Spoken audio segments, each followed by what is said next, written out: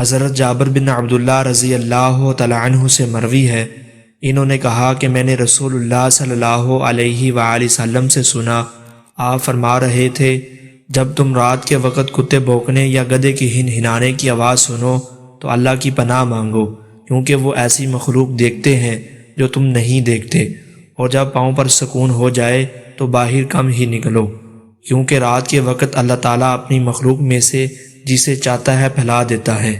بسم اللہ پڑھ کر دروازے بند کر دو، کیونکہ شیطان وہ دروازہ نہیں کھولتا جسے بسم اللہ پڑھ کر بند کیا گیا ہو۔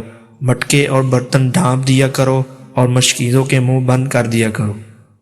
حضرت جندب رضی اللہ تعالی عنہ سے مروی ہے کہ رسول اللہ صلی اللہ علیہ وآلہ وسلم نے بیان کیا کہ ایک آدمی نے کہا، اللہ کی قسم اللہ فلاں شخص کو نہیں بخشے گا۔ اللہ تعالیٰ نے فرمایا، یہ کون ہوتا ہے جو میرے بارے میں بات کرتا ہے کہ میں فلاں کو نہیں بخشوں گا؟ میں نے فلاں کو بخش دیا اور اس شخص کے عمل ضائع کر دیے۔ حضرت علی رضی اللہ تعالی عنہ سے مروی ہے کہ جب حسن پیدا ہوئے تو ان کا نام حمزہ رکھا، جب حسین پیدا ہوئے تو اس کے چاچا کے نام پر جعفر رکھا۔ رسول اللہ صلی اللہ علیہ وآلہ وسلم نے مجھے بلایا اور کہا، مجھے حکم دیا گیا ہے کہ میں ان دونوں ناموں کو بدل دوں۔ میں نے کہا، اللہ اور اس کا رسول بہتر جانتے ہیں۔ پھر آپ صلی اللہ علیہ وآلہ وسلم نے دونوں کا نام حسن اور حسین رکھا۔